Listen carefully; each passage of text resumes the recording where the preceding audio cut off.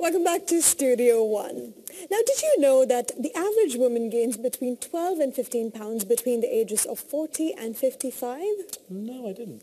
Well, now you do. Thank you very much. So, what can you do to counter those stats and stay slim and trim? Fitness expert Bernadette Abraham is back with some top advice, as always. Thanks for being with us. Thanks, guys. Great to have you here. Fairly worrying statistics there for all those approaching the big 4-0. Why is it the waist that usually attracts this extra tire, if you like? Well, as women age, estrogen declines naturally. So the body naturally tries to find ways to increase estrogen naturally, and fat cells produce estrogen. So that's why women over 40 tend to have better capabilities of storing fat. Now, why more specifically around the waist? Yeah. Well, as estrogen decreases, testosterone, progesterone decrease, androgen goes up, and that causes a shift in where we put on fat. So as opposed to where we normally put it on the hips and the thighs, it tends to go now more around the waist, and it's visceral fat. And that's the bad kind of fat that can cause health problems like hypertension, insulin resistance, which can lead to diabetes, or it can even alter your good and bad cholesterol levels and cause heart disease. So women really need to be aware of these facts and take preventative measures. Now, women of all age groups, one thing they commonly complain about is weight gain around the waist, because most women, that's the place where they first tend to gain weight.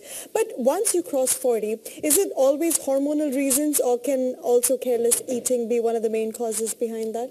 Right, it's a couple of things, right? It's not always one. So basically, since we become better at storing fat, unfortunately, you need to move more and you need to eat less.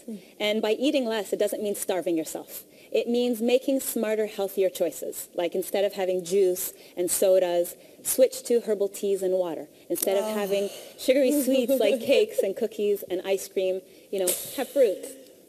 Salty snacks instead of crackers and chips, have nuts. So it's always trying to find the better alternative, because on the long run, it could really make a big difference. This is all bad news, Bernadette. This is all bad news. I've got one. You've got one. It'll be all right, you know. Yeah. You know, one good thing that I tell people about portion control, about limiting how much food you're eating, instead of eating on a big, large-sized dinner plate, just eat in a lunch-sized plate. So that way, it's visually satisfying. You're satisfying your appetite because it's visually appealing. It's nice and full, but you've decreased the amount of food that you're taking in, and therefore you're taking in less calories. Eyes are always larger than the stomach, right. aren't they? Right, take us through a few specifics, because we always hear you have to eat healthier, you have to be careful about what you eat. So some specific foods that those over 40 battling the bulge should be thinking about. Like I said, you want to choose nutrient-dense foods always that offer loads of nutrition but are naturally low in calories. Yeah. So foods like fruits and vegetables, animal products, animal sources like you know, chicken and fish and meats, as well as grains and pulses. Those are all the foods that we should be eating, not just women over 40. But specifically to women over 40, since their estrogen levels decline, you can naturally help increase by eating phytoestrogens, which are plant-based estrogens. What is it then? Phytoestrogens. Phytoestrogens. Yes, these are plant-based These are plant-based estrogens, and you can find them in things like flax seeds. Flax seeds here. Okay. Alfalfa sprouts. They look like little weeds. Soy products, but I want to specify that soy has to be organic and fermented. Otherwise, it can cause health problems. So the fermented soy products would be tempeh, which has like a nutty mushroom-like flavor, miso, which has a salty, buttery flavor, and natto, which has a cheese-like flavor, and then also soy sauce. Those are the fermented type of soy products. So we're not talking tofu here? No, it's fermented. We want fermented soy products. Fermented. So miso is what you mentioned. We've got a chef over in the kitchen at the moment. Sorry to interrupt, chef, if I may. Miso, how would I use that in any sort of...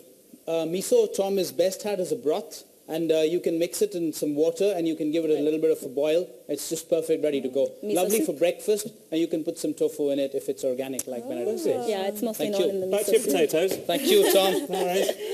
Like Bernadette, with regard to portions, once you cross 40, should we sort of restrict that a little compared to how we used to before? Yes, and a good way, like I said, is to kind of just visually reduce the portion sizes on the plate. That's a good way around that.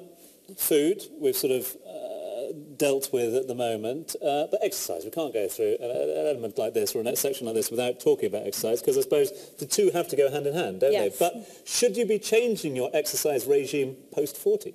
Well, as we age, we tend to lose muscle mass. unless you perform regular strength training sessions. So after the age of 25, you lose half a pound of muscle every year, or 5% every decade. So that means at 45, you're going to be burning 200 calories less than you would have at the age of 25.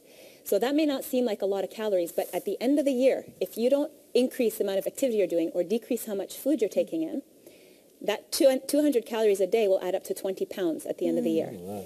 So you could see how physical activity, specifically strength training, because that's metabolically active. It boosts your metabolism, helps you increase muscle mass.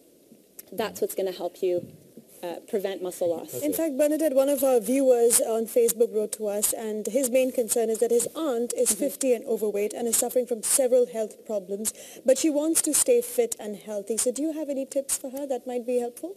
Interval training. Interval training, because especially as women age, there's a tendency where they don't exercise as much anymore. So really, time is an issue. And so if you can get a very effective workout in a shorter amount of time, then that's something that they need to look at. And interval training does just that.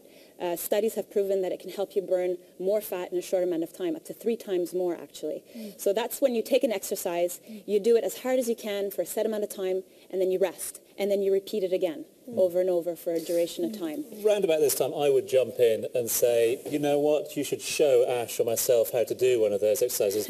Unfortunately, we've run out of time on this occasion. Well, they can always go to my site. I actually post 2 workouts a week for people to follow along right at home. Well, we'll put that link straight on our Facebook page, as we always do each week, so that people can get some advice and some tips on exactly how to do the interval training properly, and of course all these foods as well. Thanks for being with us. Thank you so much, Bernadette. For more information, do log on to our Facebook page, facebook.com/Studio One Live. Who knows? You might even find Ash and I there practicing those exercises. Yeah. Who knows? I'll be doing some weight training and he'll be doing some boring old cardio. Don't worry about that. I'll be doing some of Samir's training, that's for sure.